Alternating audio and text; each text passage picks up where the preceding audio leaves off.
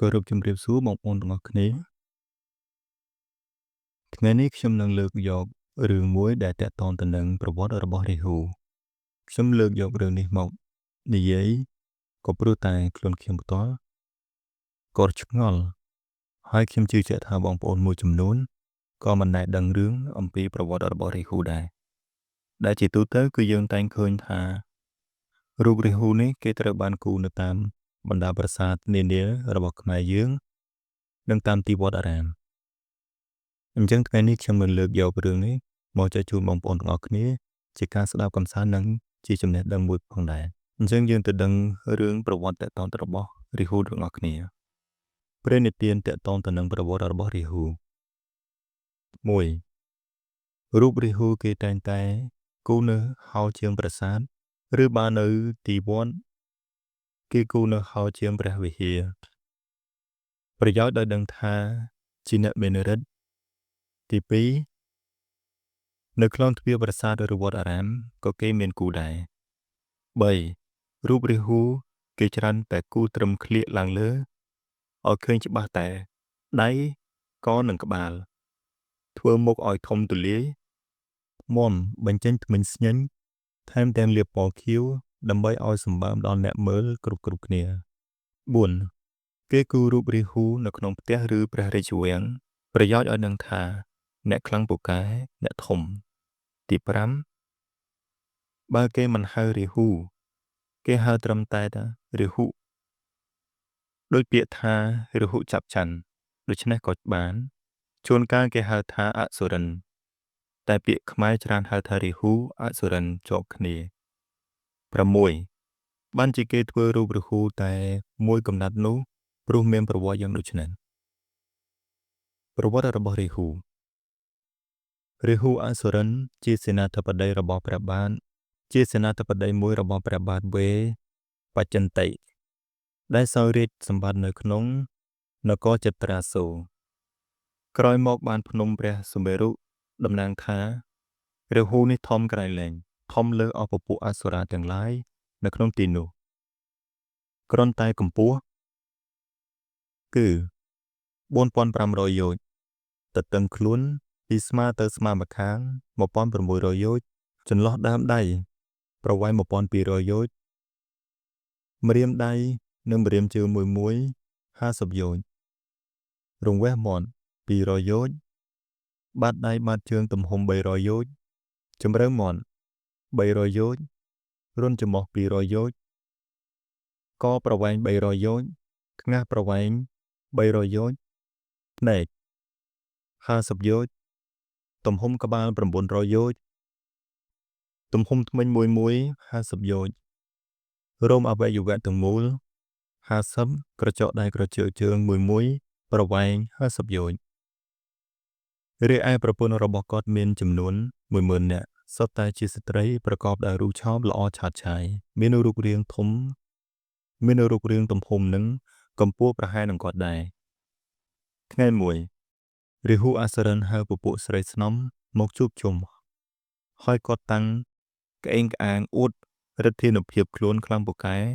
របស់ខ្លួនប្រាប់ពួកស្រីស្នំសុំគាត់ជាអ្នកអួតស៊ីចូលផងរួចសួរទៅពួកស្រីស្នំថានៅក្នុងលោកទាំងមូលមើលទៅតើអ្នកណាធំស្មើអញដែរឬទេមានមុខមាត់សម្បើមដូចអញទេគាត់សួរពីស្រីទី1ទៅដល់ស្រីទីបំផុតទាំង10000នាក់ស្រីពៅគេបង្អស់ឆ្លើយថាលោកម្ចាស់ធំប៉ុណ្ណឹងមិនមែនអស្ចារ្យអីស្មើនឹងព្រះសមណគោតមទេឯព្រះសមណគោតមដែលខ្ញុំធ្លាប់ឃើញច្រើនដងនោះធំអស្ចារ្យបំផុតជាងគេនៅក្នុងលោកសមណគោតមធំក្រៃលែងធំខ្ពស់លែងខ្ពស់ខ្ពស់ក្រៃលែងខ្ពស់ល្អក្រៃលែងល្អមានឫទ្ធានុភាពលើគេនៅក្នុងលោកនឹងរកប្រុសឯណាមកប្រៀបឲ្យស្មើនឹងគ្មានឡើយរាហូឮស្រីស្នំអួតសរសើរអំពីគុណសម្បត្តិរបស់ព្រះសម្មាសម្ពុទ្ធដូច្នោះគាត់ជាមនុស្សអំនួតស្រាប់ផងក៏លន់មាត់ថាយីអើសមណគោតមនោះកំថាឡើយដល់ទៅរូបធំសម្បើម សំបីតែគាត់ឬក៏ខ្លោងទ្វារវិហាររបស់គាត់នោះក៏អញចូលទៅមិនទាំងចោះខ្លួនផងមិនក៏ឯងថាអញធំខ្ពស់មិនស្មើនឹងព្រះសមណគោតមបើដូច្នោះអញទៅវាស់កម្ពស់ឲ្យមើលតើធំប៉ុណ្ណាទៅឯព្រះសម្មាសម្ពុទ្ធទ្រង់ឆ្វេងយល់ដោយញាណព្រះអង្គថាពេលនេះរាហូអសុរិនតាំងខ្លួនឯងជាអ្នកធំលើព្រះអង្គមានបំណងចូលមកផ្ទឹមវាស់នឹងព្រះអង្គទ្រង់ក៏ពន្រីកខ្លោងទ្វារវិហារវត្តចេតពុនឲ្យធំហួសវិស័យរបស់រាហូប្រៀបដូចជាមនុស្សយើងដើរចូលក្នុងវិហារធម្មតាលុះរាហូចូលទៅលបមើលព្រះអង្គកំពុងសឹងគាត់ងើបមើលព្រះសម្មាសម្ពុទ្ធបីដូចជាងើបមើលលើអាកាសប៉ុណ្ណឹងហើយរាហូនៅតែប្រកាន់អស្មិមាននថាព្រះអង្គនៅតែមិនធំជាងគាត់ទេថ្ងៃមួយព្រះអង្គស្ដេចយាងទៅបិណ្ឌបាតគាត់ក៏លបចូលទៅឈរពីខាងក្រោយព្រះអង្គចម្ងាយ50យោជន៍ផ្ទឹមមើលនៅតែមិនស្មើនឹងកម្ពស់ព្រះអង្គទៀតឃើញទៀបឆ្ងាយពេកក៏យកឫស្សីមួយដើមយ៉ាងវែងប្រវែង50យោជន៍យកទៅវាស់ពីខាងក្រោយក៏នៅតែមិនស្មើនឹងព្រះអង្គទៀតគាត់ព្យាយាមតឫស្សីពីមួយដើមទៅមួយដើមដល់1000ដើមអស់ពេលមួយព្រឹកហត់បែកញើសហូរជាទឹកក៏នៅតែមិនស្មើនឹងកម្ពស់របស់ព្រះអង្គគោរពជំរាបសួរបងប្អូនទាំងអស់គ្នាខ្ញុំសូមបញ្ជាក់បន្តិចថាចំនួនយោជន៍គឺ1យោជន៍ស្មើនឹង16គីឡូអញ្ចឹងបងប្អូនគិតមើលទាំងអស់គ្នាទៅតើ500យោជន៍ដូចជាកម្ពស់របស់រាហូអសុរាអានឹងបងប្អូនគិតខ្លួនឯងចុះហើយរឿងទាំងនេះដែរគឺយើងដកស្រង់ចេញមកទេអញ្ចឹងសូមអធិស្ឋានបងប្អូនទាំងអស់គ្នាបើមានកន្លែងណាខុសឆ្គងអញ្ចឹងយើងទៅចូលសាច់រឿងរបស់យើងបន្តទៀតសម័យថ្ងៃមួយគាត់ចង់ឃើញព្រះអង្គចំប្រភពមុខឲ្យបានចិត្តដើម្បីធៀបមើលកម្ពស់ឲ្យអស់ចិនក៏និមិត្តខ្លួនជាឈើពាត់នៅទឹកនឹងស្រះចំលបមើលព្រះភ័ក្ត្រព្រះអង្គឲ្យច្បាស់ស្រាប់តែព្រះអង្គទ្រង់ត្រាស់ហៅថាណែរាហូអ្នកមកនៅក្នុងទឹកធ្វើជាឆ្លើងចាំមើលតថាគតធ្វើអ្វីឡើងមកតថាគតប្រាប់ឲ្យអ្នកដឹងតថាគតធំអ្វីប៉ុណ្ណេះពួកឯព្រំនៅឯឋានព្រះព្រំធំជាងគេធំជាងតថាគតទៅទៀតរាហូនៅក្នុងចិត្តថាសមណគោតមនេះធំជាងអញទៅហើយឥឡូវនៅមានព្រំឯណាធំដែរក៏នឹកអៀនខ្មាស់នឹងស្រីស្នំរបស់ខ្លួនលែងវិលទៅកន្លែងវិញទើបសុំសមណគោតមទៅមើលនៅព្រំទៀតព្រះសម្មាសម្ពុទ្ធក៏ឲ្យរាហូតោងជីវរហោះទៅបណ្ឌបាតនៅឯឋានព្រំលុះឃើញរាហូតោងនឹងជីវរដូច្នោះក៏ទូលព្រះអង្គថាចៃនៅនឹងជាជីវរព្រះអង្គរាហូរឹតតែខ្មាស់អៀនព្រំទៅទៀតដោយកំណត់គិតថាអញធំសម្បើមដែរតែឥឡូវព្រមថាឯងតូចដូចចៃទ្រាំនៅពំបានក៏លាព្រះអង្គចុះមកទីកន្លែងរបស់ខ្លួនវិញព្រះអង្គបានផ្ដាំរាហូថាអ្នកឯងចុះទៅវិញកុំឈប់នៅពាក់កណ្ដាលផ្លូវបើស្រេកទឹកកុំឈប់ផឹកទឹកឡើយរាហូមកពាក់កណ្ដាលផ្លូវឃើញស្រះមានទឹកថ្លាមានផ្កាឈូកក្រអូបល្វឹងល្វើយភ្លេចបណ្ដាំរបស់ព្រះពុទ្ធអង្គក៏ចុះទៅត្រាំនៅក្នុងទឹកនោះត្រឹមក្លៀកស្រាប់តែដាច់មួយកំណត់ខ្លួនធ្លាក់បាត់ទៅរឿងដើមកំណើតនៃព្រះរាហូនិងព្រះអាទិត្យនិងព្រះច័ន្ទនៅក្នុងសាសនារបស់ព្រះវេស្សភូមានកហបតីប្តីប្រពន្ធនៅក្នុងនគរហង្សាបតីជាអ្នកមានសទ្ធាជ្រះថ្លាថ្វាយទានដាក់បាតព្រះសម្មាសម្ពុទ្ធរៀងរាល់ថ្ងៃគាត់មានកូនប្រុស3នាក់កូនប្រុសច្បងឈ្មោះថាវតិកុមារកូនកណ្ដាលឈ្មោះថាថុលកុមារកូនពៅឈ្មោះថាទីឃវុត្តកុមារលុះមេដាបៃតាធ្វើមរណកាលទៅមានកាលថ្ងៃមួយបងប្អូនទាំង3អ្នកមកប្រជុំគិតគ្នាថាយើងនឹងកាត់ដាំបាយដាក់បាតព្រះសម្មាសម្ពុទ្ធរក្សាវង្សត្រកូលមេដាបៃតាយើងទុកបងប្អូនទាំងពីរនាក់ឆ្លើយថាបងឯងត្រូវជាអ្នកកាន់វែចាំដួសបាយចុះប្អូនកណ្ដាលត្រូវលាងឆ្នាំងច្រកអង្ករលាងយកទៅដាក់ដាំ aiប្អូនពៅត្រូវជាអ្នកដុតភ្លើងបងប្អូនទាំង3នាក់នោះបែងចែកមុខងារគ្នារៀងៗខ្លួន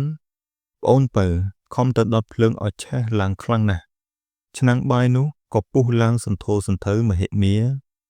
ឯកូនច្បងក៏ស្ទុះទៅកាន់វែកមកកោបាយលុះកោបាយទៅត្រូវវេទនានឹងផ្សែងចូលភ្នែកក៏យកវែកវាយក្បាលប្អូនពៅហើយជេរថាឯងដូចម្ដេចក៏ដុតភ្លើងមិនឲ្យឆេះឡើងប្អូនពៅខឹងនឹងបងក៏តបថាបងឯងមិនចេះគិតពិចារណាឲ្យបានវែងឆ្ងាយសោះ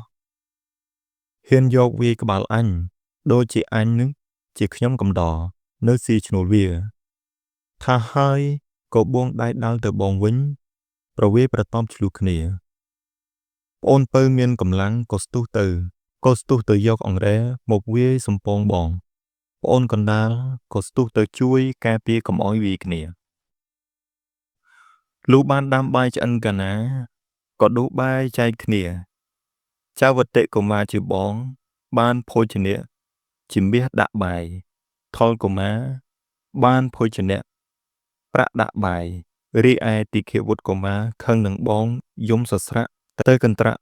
បានឯលាជខ្មៅធំមកដាក់បាយចែក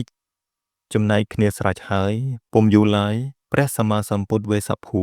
ទ្រង់និមន្តបិណ្ឌបាតប្រុសសត្វទាំងឡាយកុមារទាំង3ស្ទុះទៅយកបាយដាក់បាតរៀងៗខ្លួនបងទី1ធ្វើសេចក្តីប្រាថ្នាថាសូមអានិសង្សដែលខ្ញុំដាក់បាតនេះឲ្យបានកើតទៅជាព្រះអាទិត្យដែលមានឫទ្ធានុភាពស្មើដែលមានឫទ្ធានុភាពរស្មីច្រាលរន្ទាលដូចជាមាសសម្រាប់បំភ្លឺសពសត្វទាំងពួងនៅក្នុងទ្វីបទាំង4ហើយសូមឲ្យមានអាយុ9លានឆ្នាំអូនទី2ដាក់បាតរួចហើយធ្វើសេចក្តីប្រាថ្នាថាសូមអានិសង្សដែលខ្ញុំដាក់បាតនេះឲ្យបានកើតទៅជាព្រះច័ន្ទទេវបុត្រឲ្យមានពន្លឺច្រាលរន្ទាលដូចជាប្រាក់ត្រជាក់ដូចជាកែវមរកតសម្រាប់សត្វលោកនៅក្នុងទ្វីបទាំង4ហើយសូមឲ្យមានអាយុ9លានឆ្នាំប្អូនពៅដាក់បាតរួចហើយតាំងសេចក្តីប្រាថ្នាថាសូមឲ្យខ្ញុំមានរូបធំមានកម្លាំងខ្លាំងមានឫទ្ធានុភាពនោះច្រើនលើសគេក្នុងទ្វីបទាំង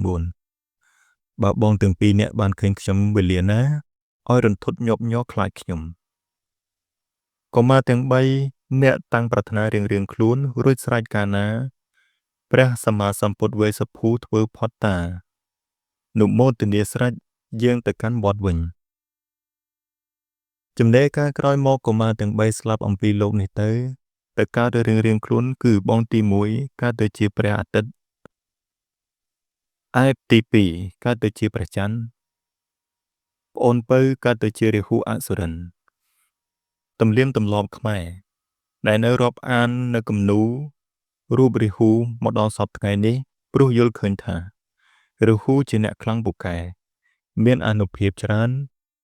បានជាគេគូនៅជាងវិហារឬជញ្ជាំងប្រាសាទឬក៏សាក់ជាប់នឹងខ្លួនផងគឺគេចង់ឲ្យខ្លួនគេបានពូកែដើម្បីការពារនៅភ័យអន្តរាយទាំងឡាយមានខ្មោចបិសាចជាដើមទាំងអស់នេះគឺជាប្រវត្តិរបស់រឿងព្រះរាហុបើមានកំហុសឆ្គងនៅត្រង់កន្លែងណាសូមបងប្អូនខន្តីអភ័យទោសដល់ខ្ញុំបាទផង